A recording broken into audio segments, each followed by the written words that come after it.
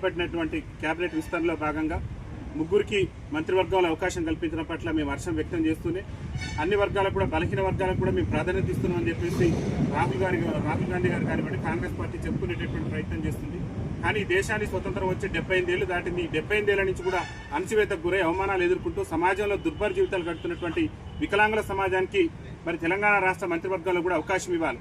ఎందుకు అవకాశం ఇవ్వాలంటే తెలంగాణ రాష్ట్ర సాధన కోసం జరిగినటువంటి ఉద్యమంలో వైకల్యాన్ని సైతం కూడా లెక్క చేయకుండా వికలాంగుల సమాజం హక్కుల కోసం ఆత్మగౌరవం కోసం ఆ రోజు స్వరాష్ట్రాన్ని సాధించుకుంటే భవిష్యత్తులో మా వర్గాలకు రాజకీయ అవకాశాలు అదేవిధంగా విద్యా ఉద్యోగ రంగాల్లో కూడా మెరుగైనటువంటి అవకాశాలు వస్తాయని చెప్పి ఆనాడు జరిగినటువంటి తెలంగాణ ఉద్యమంలో కూడా వికలాంగుల సమాజం క్రియాశీలక పాత్ర పోషించింది. ఇవాళ రేవంత్ రెడ్డి గారి కేబినెట్ లో వికలాంగుల సంక్షేమ శాఖకు కనీసం మంత్రి కూడా లేడు. అందుకని మేము ఏం కోరుతున్నామంటే తెలంగాణ రాష్ట్ర ప్రభుత్వాన్ని తెలంగాణ రాష్ట్ర ముఖ్యమంత్రి రేవంత్ రెడ్డి గారిని తెలంగాణ రాష్ట్రంలో వికలాంగుల సంక్షేమ శాఖకు వికలాంగుని మంత్రిగా నియమించే విధంగా మీరు నిర్ణయం తీసుకోవాలి. ఇంకా కేబినెట్ లో ముగ్గురికి అవకాశం ఉంది. ఆ బెర్తులో భాగంగా తెలంగాణ రాష్ట్రంలో 30 లక్షల మంది వికలాంగులు దుర్భర జీవితాలు గడుపుతున్నారు. కాబట్టి మా బలహీన వర్గాలకు కూడా అట్టడుగునటువంటి మా వికలాంగుల సామాజిక వర్గానికి కూడా కేబినెట్ లో మంత్రివర్గంలో అవకాశం కల్పించి సమాజంలో వికలాంగుల సమాజాన్ని కూడా భాగం చేయాలని చెప్పేసి తెలంగాణ రాష్ట్ర ముఖ్యమంత్రి రేవంత్ రెడ్డి గారికి విజ్ఞప్తి చేస్తున్నాం.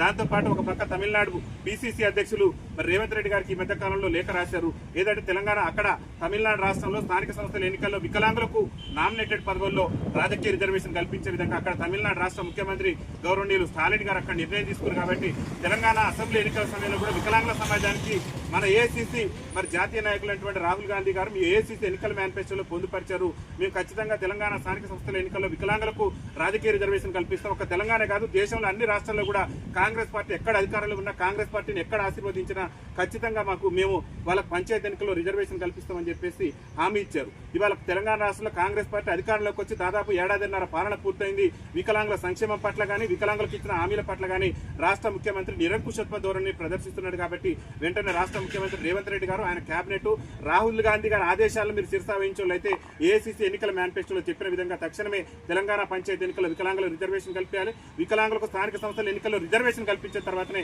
ఈ రాష్ట్రంలో ఎన్నికలు నిర్వహించాలి. లేకుంటే రేవంత్ రెడ్డి ప్రభుత్వం మీద పెద్ద ఎత్తున తమిళనాడు తరహాలోని తెలంగాణలో కూడా వికలాంగులకు రాజకీయ రిజర్వేషన్ కల్పించాలని చెప్పేసి పెద్ద ఎత్తున రాష్ట్ర వ్యాప్తంగా భారత వికలాంగుల హక్కుల పరిరక్షణ సమితి ఆధ్వర్యంలో ఆందోళన కార్యక్రమాలకు సిద్ధమవుతుందని చెప్పేసి రాష్ట్ర ముఖ్యమంత్రి గారు తెలియజేస్తూ ఇప్పటికైనా రాష్ట్ర ప్రభుత్వం తమిళనాడు ప్రభుత్వాన్ని చూసైనా రాష్ట్ర ముఖ్యమంత్రి సిగ్గుతో తలదించుకోవాలి రాష్ట్ర ముఖ్యమంత్రి గారు. ఎందుకంటే ఎన్నికల్లో ఇవ్వనటువంటి హామీని అక్కడ తమిళనాడు రాష్ట్ర ప్రభుత్వం అక్కడ ఉన్నటువంటి కాంగ్రెస్ ప్రభుత్వం అక్కడ అంటే కాంగ్రెస్ డిఎంకే అనుసంధానంలో అక్కడ నిర్ణయం తీసుకున్నారు. మీరు ఎన్నికల మేనిఫెస్టోలో చెప్పారు వికలాంగుల పెన్షన్ 6,000 పెంచుతానన్నారు. ఆర్టీసీలో వికలాంగులకు ఉచిత ప్రయాణం ఇస్తానని చెప్పారు. స్థానిక సంస్థల ఎన్నికల్లో వికలాంగుల రిజర్వేషన్ ఇస్తానన్నారు. వికలాంగుల బ్యాక్లాగ్ ఉద్యోగాలు భర్తీ చేస్తున్నారు. వికలాంగుల సంక్షేమ శాఖను ప్రత్యేక శాఖ గుర్తిస్తానన్నారు.